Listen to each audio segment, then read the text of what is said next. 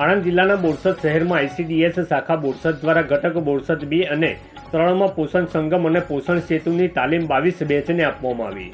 CMAM તથા EGF તાલીમ, જે બાબતે માનનીય જિલ્લા પ્રોગ્રામ ઓફિસર શ્રી તેજલબેનના માર્ગદર્શન હેઠળ તેમજ બાળ વિકાસ યોજના અધિકારી શ્રી માલતીબેન M પડિયારના નેતૃત્વ હેઠળ આઈસીડીએસ શાખા ઘટક બોરસદ 2 તથા ઘટક 3 દ્વારા RH Patel institute of nursing, શ્રદ્ધા હોસ્પિટલ બોરસદ, વગવાલા BRC ભવન તથા શ્રી વિદ્યા મંદિર હાઈસ્કૂલ ગામ બોદાલ ખાતે તારીખ 24/4/2025, તારીખ 25/4/2025 અને તારીખ 26/4/2025ના રોજ અલગ અલગ બેચનું આયોજન કરી, જેમાં અતિ ગંભીર કુપોષિત 0 થી 6 વર્ષના બાળકોની યોગ્ય કાળજી, સારવાર અને તબીબી જટિલતા ધરાવતા બાળકોના રેફરલ, ફોલોઅપ, વાલીઓ તથા ગ્રામજનોમાં કુપોષણ ઘટાડવા જાગૃતિ અંગે તેમજ પોષણ સેતુ કાર્યક્રમ અંગે વિસ્તારપૂર્વક સમજ અંગે તાલીમનું આયોજન કરી આંગણવાડી કાર્યકર, આશા વર્કર, આશા ફેસિલિટેટર, ફિમેલ હેલ્થ વર્કર તથા કોમ્યુનિટી હેલ્થ ઓફિસરના માસ્ટર ટ્રેનર દ્વારા 2 દિવસની તાલીમ આપવામાં આવેલ હતી.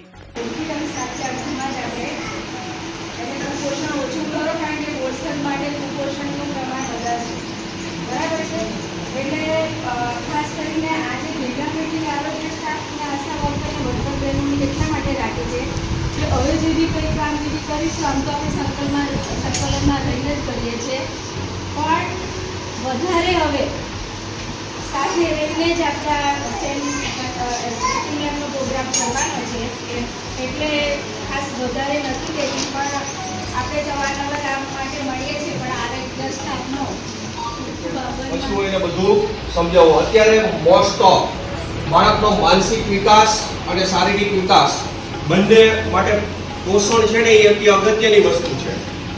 જે બાળક હૃષ્ટપુષ્ટ હશે તો એનો માનસિક વિકાસ થયો. એક ચાઇનીઝ કહેવત છે, સ્ટુડન્ટ હુ બીકમ બ્રાઇટ. બરાબર?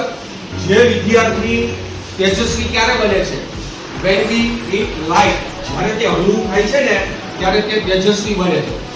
UPSC ની પરીક્ષાનું રિઝલ્ટ આવ્યું ગઈકાલે. મેં ડેટા